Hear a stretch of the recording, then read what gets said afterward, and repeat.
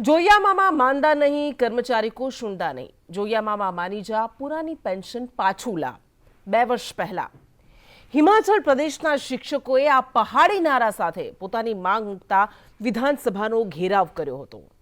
આ પહાડી નારાનો અર્થ છે જયરામ ઠાકુર કે જે સમયે ભાજપની સરકારમાં મુખ્યમંત્રી હતા હિમાચલ પ્રદેશના, તેમને મામા તરીકે સંબોધીને કહેવાયું હતું કે જયરામ ઠાકુર માનતા નથી, કર્મચારીઓની વાત સાંભળતા નથી। जयराम ठाकुर मानी जाओ, जूनी पेंशन पाछी लाओ। जो कि ते बाद आ नारा बाद आखा देश में जूनी पेंशन योजना आंदोलन ने गरमावो पकड़्यो हतो। घड़पणनी लाकड़ी सुरक्षा कवच एटले पेंशन, पण छेल्ला घणा समयथी, छेल्ला घणा वर्षोथी आ मांग पर आंदोलन थई रह्या छे। 4 महीना पहला पण ऑक्टोबर में देशभરના सरकारी कर्मचारीओए दिल्लीना रामलीला मैदान में एकठा थई सरकार सामे बायो चढ़ावी हती। જ્યારે જૂની પેન્શન યોજનાને ખતમ કરીને એપ્રિલ 2004માં અટલ બિહારી વાજપેયીના સમયમાં નવી પેન્શન યોજના લાવવામાં આવી, ત્યારે 2 રાજ્યો એવા હતા કે જેણે નવી પેન્શન યોજનાનો અસ્વીકાર કરી દીધો હતો અને માનવાનો ઇનકાર કરી દીધો હતો। આ 2 રાજ્યો એટલે બંગાળ અને તમિલનાડુ। અને ત્યારબાદ ઘણા બધા રાજ્યોમાં આંદોલન થયા। હિમાચલ પ્રદેશની જે શરૂઆતમાં વાત કરી, ત્યારબાદ આંદોલન એટલા માટે ગરમાવો પકડ્યો કારણ કે હિમાચલ પ્રદેશમાં ત્યારે ભારતીય જનતા પાર્ટીની સરકાર હતી અને કોંગ્રેસની સરકારે પછીની વિધાનસભાની ચૂંટણીમાં પોતાના સંકલ્પ પત્રમાં, મેનિફેસ્ટોમાં કહ્યું હતું કે જો અમારી સરકાર આવે છે તો ઓલ્ડ પેન્શન સ્કીમ અમે લાગુ કરીશું। અને આ જ વાયદા સાથે કોંગ્રેસની જીત થઈ અને કોંગ્રેસની સરકાર બની અને ઓલ્ડ પેન્શન સ્કીમ ત્યાં લાગુ કરવામાં આવી। અને ત્યારબાદ તો ઘણા બધા રાજ્યો એવા છે કે જ્યાં ઓલ્ડ પેન્શન સ્કીમ લાગુ કરવામાં આવી છે। આ રાજ્યોમાં શરૂઆતમાં જેમ કહ્યું હિમાચલ પ્રદેશ છે, ઉપરાંત રાજસ્થાન કે જ્યાં કોંગ્રેસની સરકાર હતી ત્યારે આ લાગુ કરવામાં આવી। છત્તીસગઢ અહીંયા પણ કોંગ્રેસની સરકાર હતી ત્યારે લાગુ કરવામાં આવી। ઝારખંડ કે જ્યાં ઝારખંડ મુક્તિ મોરચા અને કોંગ્રેસની જે ગઠબંધનની સરકાર છે તેના દ્વારા લાગુ કરવામાં આવ્યું। પંજાબમાં આમ આદમી પાર્ટી દ્વારા લાગુ કરવામાં આવ્યું અને પશ્ચિમ બંગાળ, તમિલનાડુ આ બંને રાજ્યોમાં પહેલેથી જ ઓલ્ડ પેન્શન સ્કીમ લાગુ છે। હવે વાત આપણે ગુજરાતની કરીએ તો ગુજરાતમાં છેલ્લા ઘણા સમયથી સરકારી કર્મચારીઓ સમયાંતરે આ માંગને લઈને ધરણા કરતા રહે છે, રજૂઆતો કરતા રહે છે, પરંતુ અત્યાર સુધી એનો કોઈ પરિણામ નથી આવ્યું। અને આ જ મહિનાની આપણે વાત કરીએ 14 ફેબ્રુઆરીથી ફરી એક વખત આ આંદોલન, આ ધરણા શરૂ થયા છે। 14 અને 15 તારીખે સરકારી કર્મચારીઓએ કાળી પટ્ટી પહેરીને વિરોધ નોંધાવ્યો અને ત્યારબાદ 16મી ફેબ્રુઆરીએ કાળા કપડાં પહેરીને તેમણે કામ કર્યું અને વિરોધ નોંધાવ્યો હતો। અને આજે સત્યાગ્રહ છાવણીમાં પાટનગરમાં મોટી સંખ્યામાં સરકારી કર્મચારીઓ એકત્રિત થયા અને તેમણે વિરોધ નોંધાવ્યો, પોતાની માંગ મૂકી, પોતાની રજૂઆત કરી। અને ફરી એક વખત આ માંગ જ્યારે આગળ વધી રહી છે, સરકારી કર્મચારીઓ કહી રહ્યા છે કે અમને સરકારે ખાતરી આપી પણ હતી કેટલીક માંગોના સ્વીકારની, માત્ર ઓલ્ડ પેન્શન સ્કીમની વાત નથી, અન્ય આ ઉપરાંત પણ કેટલીક માંગણીઓ છે। એમાં એવું છે કે ફિક્સ્ડ પે જે આપવામાં આવે છે એ નાબૂદ કરવામાં આવે, આ ઉપરાંત મોંઘવારી ભથ્થાની ચૂકવણી કરવામાં આવે, 7મા પગાર પંચના પ્રમાણે બાકી ભથ્થાની ચૂકવણી કરવામાં આવે। આ તમામ એ માંગ છે કે જે સરકારી કર્મચારીઓ મૂકી રહ્યા છે અને એમનું એવું કહેવું છે કે સરકારે અમુક માંગો પર સ્વીકાર કર્યો હતો, અમને બાંહેધરી આપી હતી, અમને મૌખિક ખાતરી આપી હતી, પરંતુ ત્યારબાદ સરકાર પાછી ફરી ગઈ અને અમારી સાથે દગો કર્યો છે। સૌથી પહેલા એક કર્મચારીઓ શું કહી રહ્યા છે એ સાંભળી લઈએ। સરકાર સાથે જ્યારે સમાધાન થયું ત્યારે એ મુદ્દાનું સમાધાન થયું કે 2005થી જે ઓલ્ડ પેન્શન યોજના છે એની અંદર જૂની પેન્શન યોજનાની અંદર સામેલ કરી લેવા, બાકીના જે કર્મચારી છે એના ઓપીએસ માટે વિચારવું અને જે મોંઘવારી ભથ્થા છે આ મુદ્દા સાથે અમારે ચર્ચા થઈ। 5 દિવસ સુધી સળંગ મંત્રીઓની 5 કમિટી સાથે અમે વારંવાર ચર્ચા કરી। મંત્રીએ પછી સ્વીકારેલું છે કે અમે આપવા માટે તૈયાર છીએ। આજે એને ઘણા બધો સમય થઈ ગયો છતાં પણ જો સરકારે ના આપ્યું ત્યારે કર્મયોગી ના કહેવાય, સરકાર બોલીને ફરી જાય છે, સરકાર ગદ્દાર છે। માટે અમારું આંદોલન છે કે ભાઈ સરકારે અમારી સામે જે બોલ્યું છે, જે વચન આપે છે પૂર્ણ કરે। અને સરકારે શું કહ્યું, રાજ્ય સરકારના પ્રવક્તા મંત્રી ઋષિકેશ પટેલને જ્યારે આ સવાલ પૂછવામાં આવ્યો ત્યારે તેમણે શું જવાબ આપ્યો હતો તે પણ સાંભળો। અને સ્વાભાવિક ચૂંટણી આવે એટલે આવા કંઈ નાના મોટા ઇસ્યુ આવતા જ રહેતા હોય, અને સ્વાભાવિક ચૂંટણી આવે એટલે આવા કંઈ નાના મોટા ઇસ્યુ આવતા જ રહેતા હોય, અને સ્વાભાવિક ચૂંટણી આવે એટલે આવા કંઈ નાના મોટા ઇસ્યુ આવતા જ રહેતા હોય, અને સ્વાભાવિક ચૂંટણી આવે એટલે આવા કંઈ નાના મોટા ઇસ્યુ આવતા જ રહેતા હોય। સ્વાભાવિક છે કે ચૂંટણી આવે એટલે આવા નાના મોટા ઇસ્યુ, આવા નાના મોટા આંદોલન થતા રહે છે, ઋષિકેશ પટેલે આ કહ્યું। અને આ જ જવાબ ગૃહમંત્રી અમિત શાહે ગુજરાતમાં વિધાનસભાની ચૂંટણી પહેલા સંદેશને જ્યારે ઇન્ટરવ્યૂ આપ્યો હતો ત્યારે આ જ શબ્દો તેમણે કહ્યા હતા કે ચૂંટણી આવે એટલે નાના મોટા મુદ્દાઓને લઈને અલગ અલગ કર્મચારીઓ આંદોલન કરતા હોય છે. તો શું આ લોકસભા ચૂંટણી પહેલા સરકારની નાક દબાવવાની કોશિશ છે કે પછી સરકારી કર્મચારીઓ જે લાંબા સમયથી માંગ કરી રહ્યા છે એમાં ઈમાનદારી છે, એ માંગ વ્યાજબી છે, યોગ્ય છે? ચર્ચા આપણે કરીશું, પરંતુ પહેલા કેટલાક આંકડા પણ હું આપને સમક્ષ મૂકી દઉં. આપણે સરકારી કર્મચારીઓનો શું પક્ષ છે સાંભળ્યું, એવું તો એવું કહી રહ્યા છે કે અમારો અધિકાર છે, અમારો હક છે, જે અમે લઈને જ જંપીશું. પરંતુ 2022માં નિર્મલા સીતારમણને નાણામંત્રી છે, એમણે કહ્યું હતું કે આ બાબતે કોઈ જ વિચાર થતો નથી, કોઈ આ બાબતે લાગુ કરવાની અમારી યોજના નથી. પરંતુ ત્યારબાદ 2023માં જ્યારે આંદોલનો વધ્યા ત્યારે સરકાર તરફથી એવું કહેવામાં આવ્યું કે અમે old pension scheme, new pension સ્કીમને રિવ્યૂ કરવા માટે અમે કમિટી રચી રહ્યા છીએ. એટલે આ થોડો બદલાવ આવ્યો એમના સ્ટેન્ડમાં, પરંતુ ઓલ્ડ પેન્શન સ્કીમ લાગુ કરવામાં આવશે એવી બાંહેધરી કેન્દ્ર સરકાર તરફથી ક્યારેય નથી મળી. અને જે તર્ક મૂકવામાં આવે છે સરકાર તરફથી, નીતિ આયોગ દ્વારા એવું કહેવામાં આવ્યું હતું કે આના કારણે કરદાતા પર ખૂબ મોટો બોજ વધશે અને એની પાછળનું કારણ શું છે એ પણ આપણે જણાવીશું. નાણાં મંત્રાલય તરફથી એવું કહેવામાં આવ્યું કે અર્થતંત્ર માટે આ ખૂબ મોટો ખતરો છે, સરકારી તિજોરીને ખૂબ મોટું નુકસાન જશે, અને આવા ઘણા બધા કારણો આગળ મૂકવામાં આવ્યા. પરંતુ કેટલાક ગણિત, કેટલાક આંકડા મૂકી પણ દઈએ કે કેમ સરકાર આવું કહી રહી છે. જે રાજ્યોમાં ઓલ્ડ પેન્શન સ્કીમ લાગુ કરવામાં આવી છે, 2004-05ની આપણે વાત કરીએ, હિમાચલ પ્રદેશ, કે ઓલ્ડ પેન્શન સ્કીમને કારણે જે આપવાની રકમ હતી, જે દેવું હતું, એ 591 કરોડ હતું, જે 12 ગણું વધીને 2021-22માં 7082 કરોડ થઈ ગયું. એટલે બંને પક્ષ આપણે મૂકી રહ્યા છીએ કે બંને પક્ષમાં કેટલો તર્ક છે. પંજાબ 514 કરોડ હતું, એ 11167 કરોડ 2021-22માં, એટલે 7 ગણું વધી ગયું. રાજસ્થાનની વાત કરીએ, 1626 કરોડ હતું, એ 25473 કરોડ, એટલે 16.5 કરોડ. આ રકમ 2004-05માં વધીને 2021-22માં થઈ ગઈ, કારણ કે ઓલ્ડ પેન્શન સ્કીમ લાગુ કરાય. છત્તીસગઢમાં 534 કરોડ હતી, જે વધીને 6609 કરોડ, એટલે કે 12 ગણી વધી ગઈ. અને આ જ એક કારણ છે કે જેના કારણે સરકાર આ ઓલ્ડ પેન્શન સ્કીમ લાગુ કરવાને લઈને ના પાડી રહી છે. ચર્ચા આપણે કરીશું. આપણી સાથે national movement for old pension scheme, એના સેક્રેટરી જીગર શાહ જોડાઈ ગયા છે. ભારતીય જનતા પાર્ટીમાંથી પ્રવક્તા તરુણ બારોટ આપણી સાથે ઉપસ્થિત છે, અને કોંગ્રેસમાંથી નરેન્દ્ર રાવત આપણી સાથે જોડાઈ ગયા છે. આપ ત્રણેયનું સ્વાગત છે સંદેશ ન્યૂઝમાં. સૌથી પહેલા જીગર શાહ, આપની પાસે આવે. ફરી આપે આ ધરણા કર્યા છે, ફરી પાછા આપ આંદોલન કરી રહ્યા છો, પણ સરકાર આ આંદોલનને ખૂબ હળવાશથી લઈ રહ્યું એવું લાગે છે. તમે સાંભળ્યું ઋષિકેશ પટેલે પણ શું કહ્યું કે ઠીક છે, હવે આ તો ચૂંટણી આવે એટલે આવી નાના મોટા ઇસ્યુ થતા રહે, એમને નાના મોટા ઇસ્યુ આ લાગી રહ્યા છે. તો શું ખરેખર એવું છે કે ચૂંટણી આવી એટલે સરકારનું નાક દબાવવાની આ કોશિશ છે? લગભગ 2014થી ગુજરાત રાજ્ય કર્મચારી મહામંડળ સંયુક્ત મોરચો, જેની રચના લગભગ 2 વર્ષ પહેલા થઈ છે, સાથે national movement for old pension scheme NMOPS ને ટીમ રિમૂવ ફિક્સ પે 2014થી આ વિષયમાં સતત સરકાર જોડે માંગણી કરી રહી છે કે સમાન કામ સમાન વેતન એ કર્મચારીનો અધિકાર છે. સાથે સાથે જૂની પેન્શન યોજના એમના પર આપવામાં કોઈ કલ્યાણકારી યોજના નથી, પરંતુ એમને એક અધિકાર છે, એવું બંધારણમાં લખ્યું છે. આ માંગણી 2014ની સરકારી કર્મચારીઓ કરી રહ્યા છે. સરકાર વારંવાર એમને પ્રોમિસ આપે છે, ચૂંટણી ટાણે સરકારને થોડું થોડું યાદ આવે છે કે આ લોકો વિરોધ કરી રહ્યા છે, અન્યથા યાદ જ નથી આવતું. ચૂંટણી આવે છે તો એમને ધ્યાનમાં આવે છે કે કર્મચારીઓ વિરોધ કરી રહ્યા છે, એટલા માટે એમનું નિવેદન એવું હોય છે કે ચૂંટણી ટાણે કર્મચારીઓ વિરોધ નોંધાવતા હોય છે, આંદોલનો કરતા હોય છે. પરંતુ આંદોલનો નવા નથી, 2014થી આ લડત ચાલુ છે અને સતત કર્મચારીઓ માંગણી કરી રહ્યા છે. આમાં કશું નવું નથી. સરકારને નવું લાગતું હોય તો એની ચિંતન સરકારે કરવું જોઈશે. જીગરભાઈ, તમે સરકાર સાથે ઘણી બધી વખત વાત કરી હશે, વાટાઘાટો કરી હશે, તો અત્યાર સુધીનું એનું ઓવરઓલ શું આવ્યું છે પરિણામ? વારંવાર સરકાર તરફથી એક જ તર્ક કરવામાં આવે છે કે આ કેન્દ્રનો વિષય છે. અમે ખૂબ જ આધાર પુરાવા સાથે કહીએ છીએ કે આ કેન્દ્રનો વિષય નથી, રાજ્ય સરકારનો વિષય છે. કારણ કે જો રાજસ્થાન, છત્તીસગઢ, ઘણા રાજ્યો લાગુ કરી ચૂક્યા, ઘણા રાજ્યો કરી શકતા હોય તો ગુજરાત કેમ નહીં, જે પોતે સમૃદ્ધ છે? તો એક વિષય નક્કી છે કે આ રાજ્યનો વિષય છે. સાથે સાથે આર્થિક બોજની જે વાત કરવામાં આવે છે, વાસ્તવમાં આર્થિક બોજ નથી. સરકારની મોટી મોટી યોજનાઓ પ્રજા સુધી પહોંચાડવાનું જે વાસ્તવિક કામ છે, પ્રજાના પ્રતિનિધિ તરીકેનો, એ તો આ કર્મચારીઓ કરી રહ્યા છે.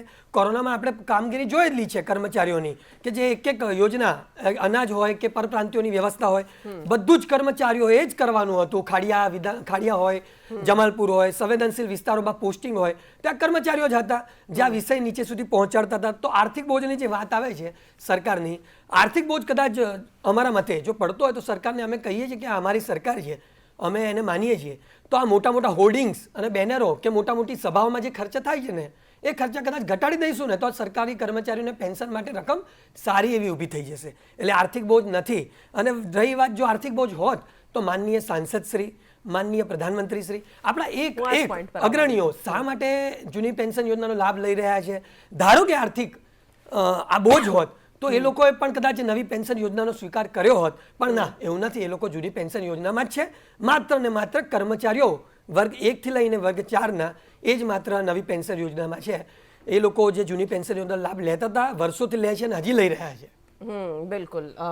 તરુણભાઈ, આપની પાસે આવે આ જે વાત મૂકવામાં આવી કે સાંસદો છે, ધારાસભ્યો છે, મંત્રીઓ છે, એ બધાને તો ઓલ્ડ પેન્શન સ્કીમ લેવી છે, એટલે મીઠા મીઠા ગપ ગપ, કડવા કડવા થૂ સારું સારું અમારે લઈ લેવું છે, અને જે ખરાબ છે એ અમારે નથી જોઈતું, એ બીજા લઈ લે, એ બીજા ભલે ભોગવે. હવે એ જે કહેવામાં આવી રહ્યું છે કે આના કારણે દેવું વધશે, આના કારણે બોજ પડશે, પરંતુ 10,05,913 કરોડ આ લોકસભામાં મૂકવામાં આવેલા, સંસદના પટલ પર મૂકવામાં આવેલા આંકડા છે. આ એટલા રૂપિયા છે કે જે ડિફોલ્ટરના ખાતામાં જતા રહ્યા છે, ડિફોલ્ટના કારણે ગુમાવવા પડ્યા છે, અને એટલો મોટો ઝટકો આપણને મળ્યો છે આના કારણે. વારંવાર એ પણ વાત મુકાય છે કે કોર્પોરેટ્સને તમે તો બહુ મોટી લોન્સ આપો છો અને એ ડિફોલ્ટ પણ થઈ જાય છે, એમને તમે બીજી ઘણી બધી આર્થિક સહાયતા પણ ઉપલબ્ધ કરાવો છો.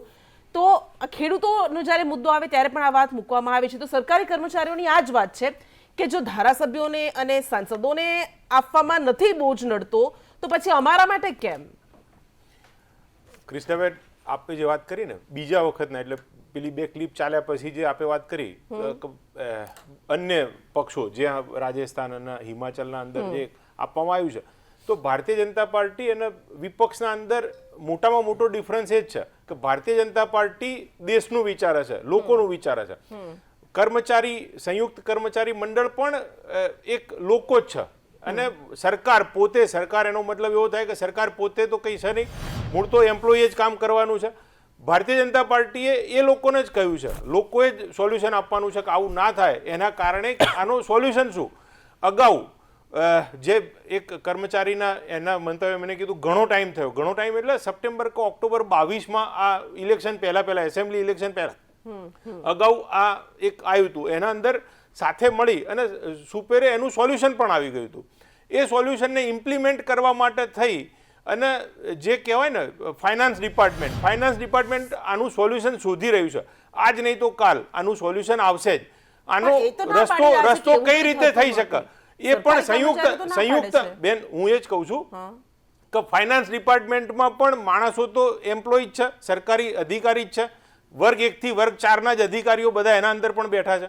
એટલે સોલ્યુશન લાવવા માટે અને ઓવરઓલ આના અંદર જે આપે ડિમાન્ડો ગણાઈ, એના અંદર જે અગાઉની સરકારો અત્યારે હાલ જેટલા પણ એમ્પ્લોય છે ને, જેટલા પણ એમ્પ્લોય લાખોમાં, આપે એક તર્ક ભાઈએ જીગરભાઈ એક તર્ક આપ્યો કે MLA અને MP અને એ લોકોને કેમ જૂની પેન્શન સ્કીમ અને મળે છે, આમને નવી સ્કીમ, એ નંબર હજારોમાં છે અને આ લાખોમાં છે. અને કદાચ આપ કહેશો તો એમને પણ હું તો એ પણ બંધ કરી દો. હું તો બેન એ પક્ષનો છું બેન, કૃષ્ણાબેન, હું તો એ પક્ષનો છું કે ભાઈ ના, આ પેન્શન હોવું જ ના જોઈએ. નેતાને પગાર કે જો સેવા કરવા નીકળ્યા હોય ને તો એમને સેવા જ કરવી જોઈએ, એમને પગાર કે પેન્શન સ્વેચ્છાએ.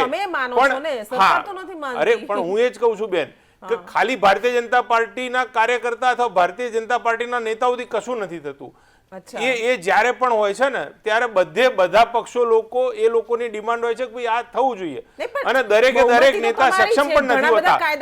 આનું કારણ વગર જ પસાર કરી દીધા છે, એના કારણે કૃષ્ણાબેન બંધ પણ થઈ ગયું હતું, સસ્પેન્ડ કર્યા હતા સેંકડોની સંખ્યામાં સાંસદોને. હું એ જ કહું છું, આ તમે તર્ક કઈ રીતે મૂકી શકો કે વિપક્ષ વિરોધ કરે છે? હું એ જ કહું છું કે આના અંદર એવું નથી હોતું કે દરેકે દરેક નેતા સક્ષમ હોય છે.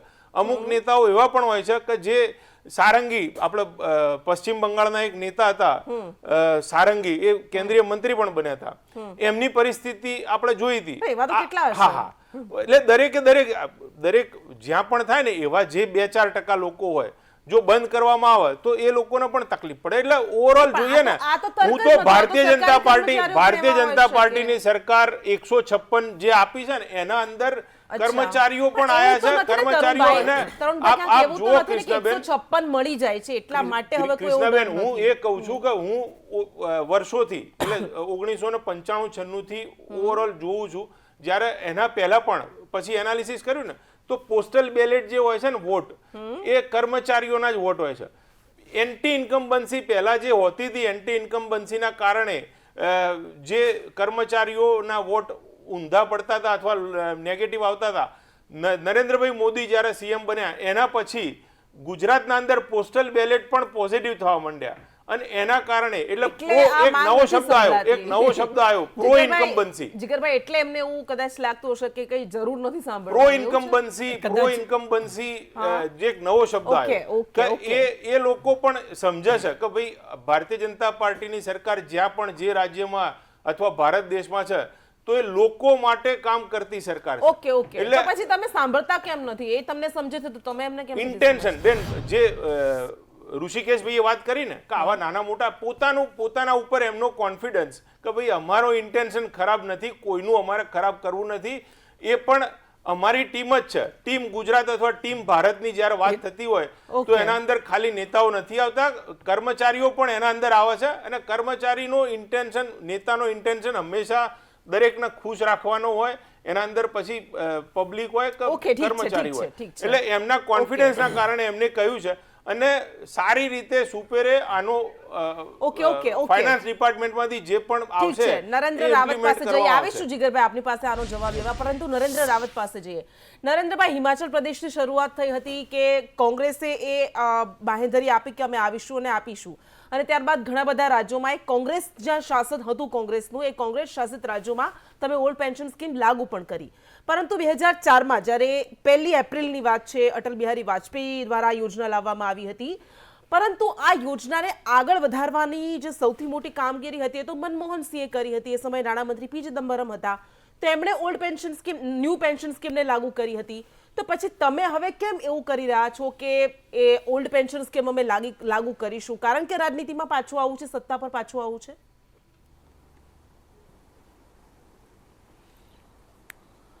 કૃષ્ણાજી, સ્પષ્ટ રીતે પહેલા વાત કરવા માંગુ છું કે તમે જે 2004 પછીની વાત કરી, એના પછી કોંગ્રેસ પક્ષે પોતાનું સ્ટેન્ડ ક્લિયર કર્યું છે. અને આજે હું કોંગ્રેસ પક્ષ વતી સ્પષ્ટ કરું છું કે સમગ્ર દેશની અંદર અમે જૂની પેન્શન સ્કીમ યોજના ચાલુ કરવા માંગીએ છીએ. અને જે તે રાજ્યોમાં અમારી સરકાર હતી, ગઠબંધનની સરકાર હતી, ત્યાં અમે જૂની પેન્શન સ્કીમ જાહેર કરી દીધી છે અને કર્મચારીઓને એનો લાભ આપ્યો છે.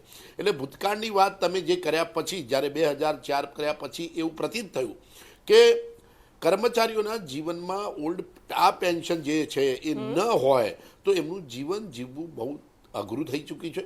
અને એના કારણે કોંગ્રેસ પક્ષ સ્પષ્ટ રીતે એને પોતાનું જે વાત હતી એ સ્પષ્ટ રીતે મૂકી અને એ જૂની પેન્શન યોજના અમે અમલમાં મૂકી છે. એટલે હવે કોઈ પ્રશ્ન ઉપસ્થિત થતો નથી. મારી વાત ભારતીય જનતા પાર્ટીના પ્રવક્તાજી અત્યારે જે વાત કરી રહ્યા છે, તો પહેલાં તેમને એમના ફાઇનાન્સ મિનિસ્ટરને પૂછ્યું જ નથી કે અમે વિચારણા કરી રહ્યા છીએ કે જૂની પેન્શન સ્કીમ લાવવાની વાત છે. બીજા રાજ્યો કરી શકતા હોય તો ગુજરાત કેમ ન કરી શકે? આપે પણ વાત કરી કે જે પ્રકારે દેવાની વાત છે કે દેવા વધે છે, તો એક વાત છે કે કર્મચારીઓની બાબતમાં આ ખૂબ ગંભીરપણે વિચારવું પડશે. બીજી વાત, એમના મંત્રીશ્રીજીએ વાત કરી કે આવું નાની મોટી ઘટનાઓ થયા કરે, તો આ નાની મોટી ઘટના નથી.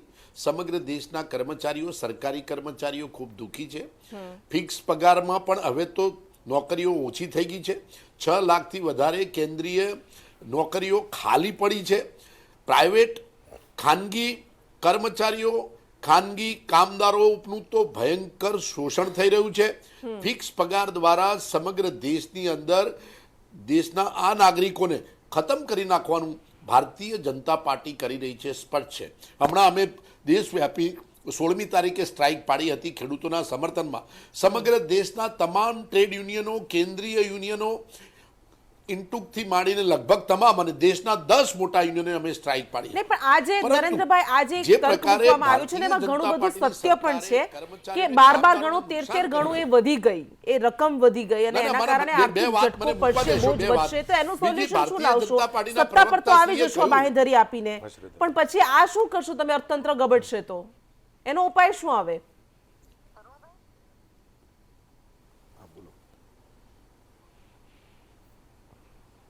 મારી વાત તમે સમજો કે સરકાર અત્યારે આ કર્મચારીઓને આ પેન્શન આપ્યા વગર ગુજરાત સરકારનું દેવું તો કૂદકે ને ભૂસકે વધતું રહ્યું છે. તમે એનો ખુલાસો આપી શકો છો ખરા? અચ્છા, કે કોઈ તો ભારતીય જનતા એટલા માટે પાર્ટીના આપવું પ્રવક્તા જોઈએ. ખુલાસો આપી શકે છે કે ભાઈ તમે આટલું દેવું કેમ કરો છો? તમે પેટ્રોલ ડીઝલના ભાવ એટલા બધા ઓકે, તમે ઠીક લાખો છે. કરોડો રૂપિયાની ઓકે. લૂંટ કરી રહ્યા. સરકાર તો ખૂબ મોટી માલદાર છે. જીએસટી ના નામે પણ કલેક્શન છે. ઠીક છે, અને ઠીક બીજી છે. એક વાત મારી ઓકે. બાકી રહી છે હા, કે જલ્દી, ભારતીય જનતા પાર્ટીના પ્રવક્તા કર્મચારીઓને કહે છે કે અમે તો વોટથી જીતેલા છીએ અને બેલેટ પેપરમાં પણ જીતી છે. મારી ગુજરાત રાજ્યના કર્મચારીઓને કહેવાની છે કે તમે જે વોટ આપો છો એ વોટને આ લોકો કઈ રીતે ગણી રહ્યા છે કે તમે ખોટું બોલી રહ્યા છો, કાં તો તમે ઓકે, ખોટા ઠીક છે, માર્ગે આપણી છો, પાસે સમય તમે બહુ આંદોલનમાં ઓછો છે. તમારી ઓકે, માંગણીઓ ઓકે. બોગસ છે. જીગર શાહ તમે પાસે એમને 156 છેલ્લે સીટ એમની આપીને પાસેથી જવાબ લઈ લે. જીગર શાહ, આપની પાસે આવીએ. આ ઘી પીને દેવું કરવામાં આવી રહ્યું છે એવી વાત થતી હોય છે, તમને શું લાગે છે કે કોઈ ફરક પડવાનો છે આના કારણે? કારણ કે હવે આ જે ઓલ્ડ પેન્શન છે એ તમને મળતું હતું સુરક્ષાના કવચ રૂપે, ન્યૂ પેન્શન હવે એ બજારના પરિબળો પર આધારિત થઈ ગયું છે ને એટલા માટે ઇનસિક્યોરિટી છે. પણ તમને લાગે છે કે કોઈ સોલ્યુશન આવશે? 100% સોલ્યુશન નહીં આવે. તો જે પરિવર્તન હિમાચલમાં થયું છે એ કદાચ અહીંયા થાય, ભલે સમય લાગશે પણ થશે નિશ્ચિત છે. અને સાહેબે જે વાત કરી કે પેન્શનની જરૂર નથી, તો એક ખૂબ જ નાનકડી વાત બહુ શોર્ટમાં હું કહું છું કે પેન્શનનો આધાર શું? ભૂતકાળમાં જ્યારે અંગ્રેજોની સરકાર હતી ત્યારે પેન્શન મળતું હતું. જ્યારે ભારત આર્થિક રીતે અતિ પછાત થઈ ગયેલું 91માં આપણે અનાજ બહારથી લાવવું પડેલું, આપણે બધાને યાદ હશે, લાલ ઘઉં આપણે ખાવા પડેલા, એ વખતે પણ પેન્શન આપેલું તેની એ વખતની સરકારે. જ્યારે આજની જે સરકાર છે એ તો પરમ વૈભવ સુધી રાષ્ટ્રને લઈ જવાની વાત કરી રહી છે. વિશ્વમાં 3જા નંબરની ઇકોનોમી આપણી બનવા જઈ રહી છે. તો અમને કર્મચારીઓને એમ પ્રશ્ન થાય કે જ્યારે આપણે પછાત હતા ત્યારે પેન્શન મળતું હતું અને અત્યારે સક્ષમ છીએ તો પેન્શન નહીં આપીને આપણે શું સાબિત કરવા માંગીએ છીએ એ અમને ઘણીવાર સમજાતું નથી. અને મેડમ એક શોર્ટમાં વાત કરું કે પેન્શન શા માટે આપવામાં આવતું હતું? કર્મચારીને ઘણા બધા પ્રતિબંધો હોય છે. કર્મચારી ખાનગી બિઝનેસ કે ધંધો નથી કરી શકતો, કર્મચારી કોઈ પણ પોલિટિકલ પાર્ટી સાથે ઊભો નથી રહી શકતો, કર્મચારી 1 રૂપિયાનું પણ આને આર્થિક ફાયદો થાય એવું કોઈ કાર્ય અહીં સુધી કે શેર બજારમાં પણ રોકાણ નથી કરી શકતો. ઓકે. એવો કર્મચારી જ્યારે નિવૃત્ત થાય છે ત્યારે એક જ વિષયનું નિષ્ણાત હોય છે. એટલા માટે જ્યારે નિવૃત્ત થાય ઠીક છે છે. ત્યારે સરકાર જવાબદારી ઓકે. સમજીને એને પેન્શન આપે છે. ઠીક જ્યારે છે. એ જ પૈસા સરકાર શેર બજારમાં રોકીને ઇનડાયરેક્ટલી આ હા, એનું જ interest પૈસાનો મળે છે. સટ્ટો રમી રહી છે. એ માટે અમને વાંધો છે. ઠીક છે. અને મેડમ એક છેલ્લી વાત કે જ્યારે સરકાર વાત કરે છે કે સર્વે ભવંતુ સુખીનઃ, સરકાર માનનીય ભાજપના પ્રવક્તા આપણી સાથે બેઠા છે, સરકારના પ્રવક્તા છે, એમની માતૃ સંસ્થા રાષ્ટ્રીય સ્વયંસેવક સંઘનો સિદ્ધાંત છે કે સર્વે ભવંતુ સુખીનઃ. તો અમને એવો પ્રશ્ન થાય કે શું આ સર્વની અંદર કર્મચારીઓનો સમાવેશ થતો નથી? ઓકે, ઠીક છે. 10 સેકન્ડમાં જવાબ આપી દેજો તરુણભાઈ, સમય બિલકુલ નથી હવે આપણી પાસે. વસુદેવ કુટુંબકમની ભારતીય જનતા પાર્ટીની સરકાર વાત કરે છે. આપણે G20માં પણ જોયું. અને હું જીગરભાઈને કહીશ કે એ કર્મચારી મંડળ અગાઉનું જ્યારે આંદોલન થયું ને સપ્ટેમ્બર 2022માં, ત્યારે એક આંદોલન એવું પણ એ લોકો પ્રો સરકાર એક યુનિયન એવું પણ છે, એ લોકોને આપે જે પૂછ્યું ને તો એ પ્રો જે એમ્પ્લોય છે ને એમને પણ આપ ચર્ચા વિચારણા કરી શકો છો. એ લોકોને તમે જે તકલીફ કહો છો કેમ તકલીફ કે કોણ પ્રો છે ને કોણ એન્ટી છે? આ તો ના બેન, એક યુનિયન છે પ્રો સરકારના સાથે એક અચ્છા, એટલે એના માટે હવે એમને પૂછવું પડશે. હા, એટલે હું ઓકે, ઠીક છે. એમને એ જ કહું છું કે ઠીક છે. ભાઈ એમને જે ઓકે, તકલીફની સમય વાત નથી. કરી ને તો એક ઓકે. એવું પણ વર્ગ છે કે જે ભારતીય જનતા પાર્ટીની સરકારના સમર્થન કરે સાથે છે. ઓકે, સમર્થનમાં છે. હા, એ એટલે લોકો. એ એક વર્ગ સમર્થન કરે છે એટલે એનો અર્થ એ નથી કે બધા જે આધાર પર તમને સમર્થન કરતા જ રહેશે. ઠીક છે, સમય બહુ ઓછો હતો આપણી પાસે, એટલા માટે આપ તમામ અમારી સાથે જોડાયા. આપનો ખૂબ ખૂબ આભાર. અને લોકસભાની ચૂંટણી પહેલા જ્યારે તમામ પક્ષો અત્યારે એડીચોટીનું જોર લગાવવાનું શરૂ કરી દીધું છે, ત્યારે શું આ મુદ્દો સરકારનું નાક દબાવશે, સરકાર પર દબાણ લાવશે, સરકારને આ પેન્શન કોઈ ટેન્શન આપશે કે કેમ, એ જોવાનું રહેશે. નમસ્કાર.